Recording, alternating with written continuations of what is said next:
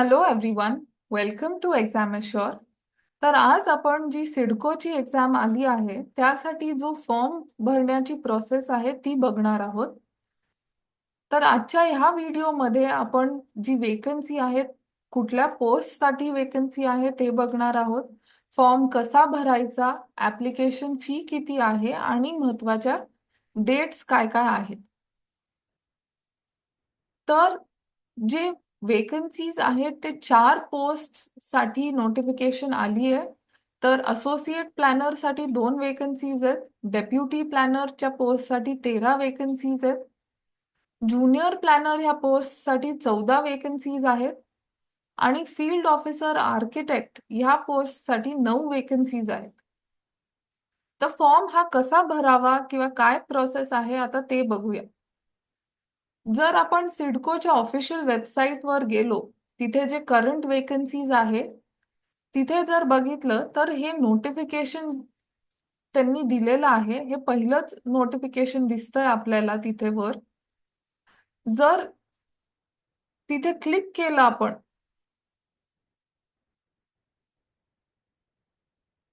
ह्या लिंकवर क्लिक केलं तर आपली जी नोटिफिकेशन आहे पूर्ण डिटेल्ड पीडीएफ ती उघडते.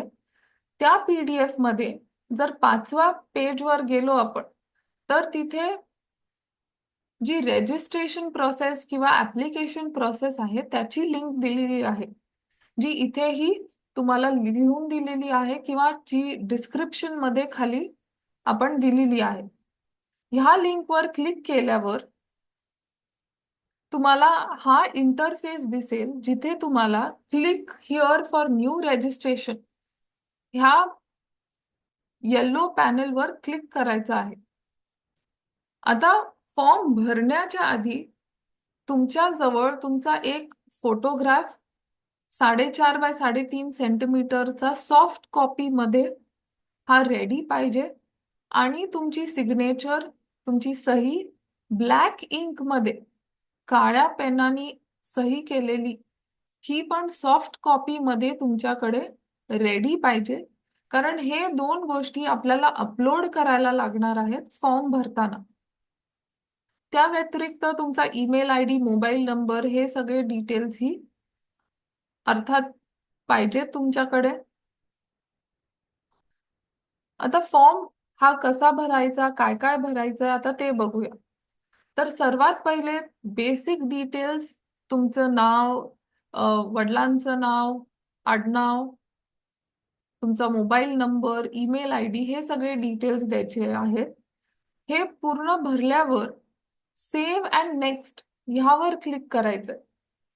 सेव्ह अँड नेक्स्ट वर क्लिक केल्यानंतर आपल्याला फोटो आणि सिग्नेचरच्या टॅब ला डायरेक्ट केलं जाईल, जिथे आपल्याला आपला फोटो आणि सिग्नेचर हे अपलोड करायचे आहेत. अपलोड केल्यानंतर हे I confirm that this is my valid photo आणि I confirm that this is my valid signature ह्या दोन्हीवर आपल्याला क्लिक करायचं आहे. हे टिकमार्क झाले पाहिजेत. त्यानंतर इथे नेक्स्ट वर क्लिक करायचे. पुढे आता डिटेल्स जे आपल्याला भरायचे आहेत त्यात आपल्याला आपण कुठल्या पोस्ट साठी अप्लाय करतोय, तर इथे या ड्रॉप डाऊन मेन्यू मध्ये हे 4 पोस्ट दिसतात.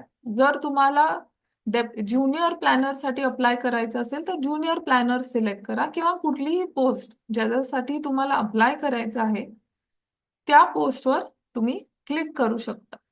त्या व्यतिरिक्त जे बाकीचे डिटेल्स आहेत, कॅटेगरी किंवा कुठल्या प्रकारचं डिसेबिलिटी असेल तर, किंवा तुम्हाला एक्स्ट्रा टाइम लागणार असेल, व्हॉट एव्हर, हे सगळे डिटेल्स आपण फिल करायचे आहेत. हे येस और नो ह्याच माध्यमात सिलेक्ट करायचं आहे. जे काही ऍप्लिकेबल असेल तेवढंच सिलेक्ट करायचं आहे. त्यानंतर बाकी पुढचे डिटेल्स, जसं की तुम्ही जर स्पोर्ट्स पर्सन असाल तर, किंवा महाराष्ट्राचे डोमिसाईल आहात का, तर ह्याला येस म्हणून करायचं आहे. कारण जर तुम्ही महाराष्ट्राचे डोमिसाईल असाल तरच तुम्ही ही परीक्षा देऊ शकता. बाकी असे सगळे डिटेल्स आपण भरल्यानंतर आपल्याला एक्झाम सेंटर इथे ऑप्शन मध्ये आपल्याला फक्त मुंबई, नवी मुंबई, ठाणे आणि MMR मुंबई मेट्रोपॉलिटन रिजन मध्येच हे इथेच एक्झाम कंडक्ट केलेली जाणार आहे. तर आपल्याला हे सिलेक्ट करायचं आहे. दुसरे ऑप्शन्स आपल्याकडे नसणार आहेत. तर एक्झाम ही मुंबईतच होणार आहे. त्याच्यानंतर तुमचे पर्सनल डिटेल्स जसं की date of birth, gender, marital status, वडिलांचं नाव, आईचं नाव, ऍड्रेस, हे सगळे डिटेल्स आपल्याला भरायचे आहेत. हे सर्व डिटेल्स भरून झाल्यानंतर इथे व्हॅलिडेट युअर डिटेल्स ह्यावर क्लिक करायचं आहे. जर कुठे काही तुमच्याकडून राहिलं असेल तर ते इथे लाल रंगात तुम्हाला हायलाइट करून दाखवतं. ते दुरुस्त केल्यानंतर परत व्हॅलिडेट युअर डिटेल्स ह्यावर क्लिक करून इथे ते सक्सेसफुली व्हेरीफाईड असंही येतं. पण जर कुठलीही एरर नसेल तर, एरर असेल तर ते तुम्हाला इथे दाखवण्यात येतं. हे सर्व झाल्यावर व्हॅलिडेट युअर डिटेल्स आणि सक्सेसफुली व्हेरीफाईड असं आल्यानंतर सेव्ह अँड नेक्स्ट ह्यावर क्लिक करावं.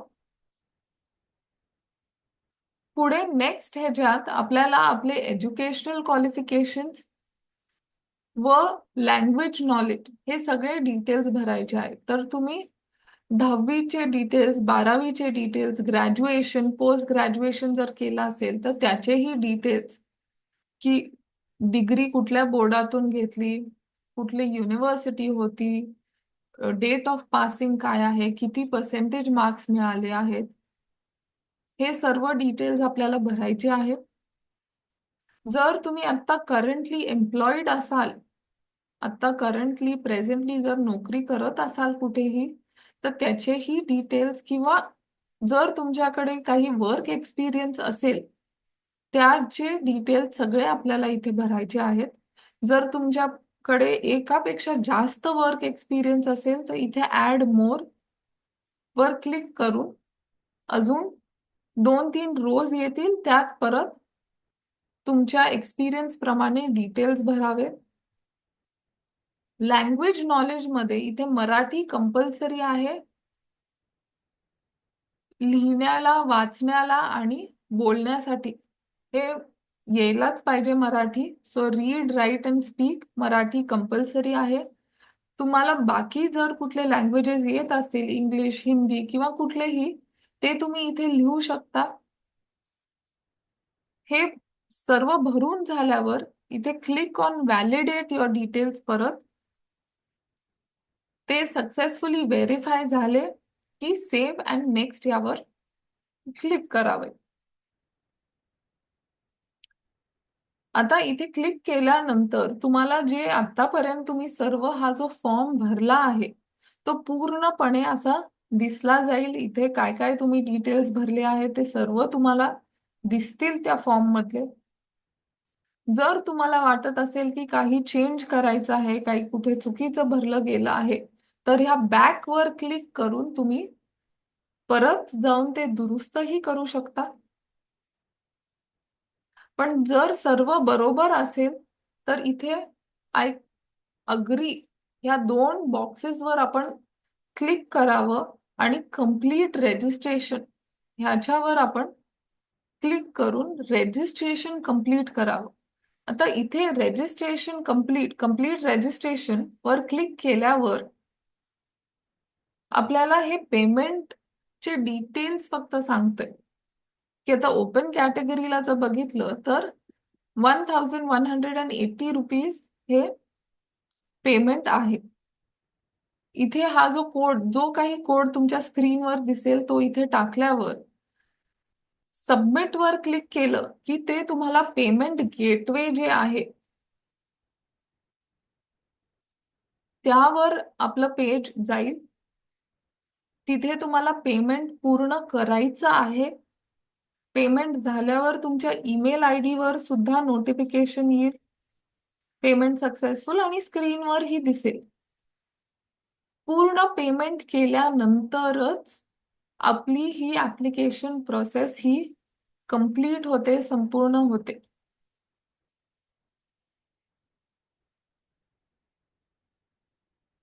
तर ऍप्लिकेशन फीज बघितले तर ओपन कॅटेगरीसाठी 1180 आहे व बाकीसाठी 1062 रुपीज ही फीज आहे. ऍप्लिकेशन प्रोसेस आपली 8 फेब्रुवारीला सुरू झाली आहे ऑलरेडी. शेवटची डेट ही 8 मार्च आहे ऍप्लिकेशन प्रोसेस पूर्ण करण्यासाठी. जर तुम्ही अजूनही ऍप्लिकेशन केली नसेल तर लवकरात लवकर ही पूर्ण प्रोसेस कंप्लीट करा.